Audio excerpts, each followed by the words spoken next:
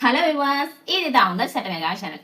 இப்ப social media open பண்ணாலே அதுல வர மெசேஜஸா இருக்கட்டும், இல்ல வீடியோஸா இருக்கட்டும், எதை பத்தி அப்படி சொல்லி இருக்கும்னா, நீங்க ஒருவேளை உங்களோட ஓட்டை வந்து காசு கொடுத்து காசு வாங்கிட்டு அவங்களோட ஓட்டு போட்டீங்கன்னா, கண்டிப்பா அது வந்து உங்களோட ஓட்டை வந்து விக்கிறதுக்கு சமம் அப்படின்னு சொல்லி தான் இருக்கும்.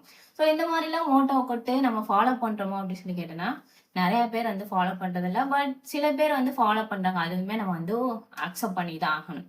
ஸோ இந்த நெறைய பேர் என்ன நினைச்சிட்டு இருக்காங்கன்னா, ஸோ இந்த மாரி நான் வந்து எப்படி ஓட் போடுறது என்னோட ரைட்டோ, அதே மாரி காசு வாங்குறதும் என்னோட ரைட்டா? எப்படி யாரும் உருப்படியா இருக்க மாட்டாங்க. ஸோ எனக்கு யாரு காசு குடுக்குறாங்களோ, நான் அவங்களுக்கு ஓட் போடுறேன் அப்படின்னு சொல்லி நம்ம நெனைச்சிட்டு இருப்போம்.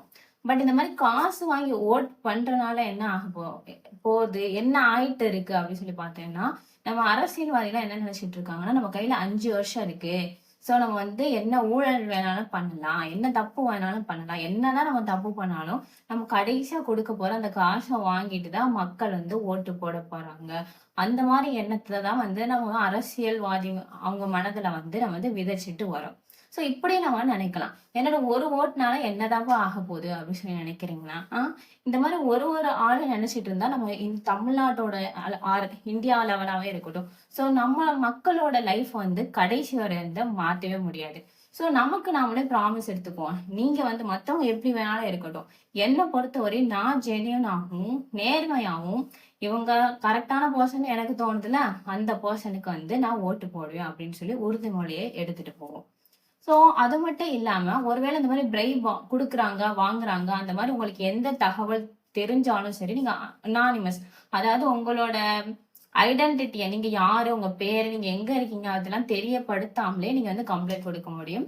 1958 1950 அதுக்கு கால் பண்ணீங்கன்னா, நீங்க இத பத்தின கம்ப்ளைண்ட் குடுக்க முடியும். அது மட்டும் இல்லாம நேஷனல் சர்வீஸ் கிரீவன்ஸ் போர்ட்டல் இருக்கு. சோ, அதுலயும் நீங்க வந்து கம்ப்ளைண்ட் குடுக்கலாம். அதுக்கான கரெக்ட்டான லிங்க வந்து நான் வந்து டிஸ்கிரிப்ஷன் பாக்ஸ்ல குடுக்குறேன். தென் விஜில் ஆப்ன்னு இருக்கு. இது வந்து ஃபாஸ்டஸ்ட் ஆப்ன்னே சொல்றாங்க. சோ, இத பத்தின டிரைவ் இந்த மாரி லஞ்சம் குடுக்குறாங்க. அது ரிலேட்டடா வந்து உங்களுக்கு எந்த இன்ஃபர்மேஷன் கிடைச்சாலும் அவங்களுக்கு வந்து நீங்க வந்து இன்டிமேட் பண்ணலாம். சோ, இத வழியாலாம் நம்ம வந்து இந்த மாரி பிரைப் நடக்குது அப்படின்னு சொல்லி அந்தந்த அஃபிஷியலுக்கு வந்து நம்ம வந்து தெரியப்படுத்த முடியும்.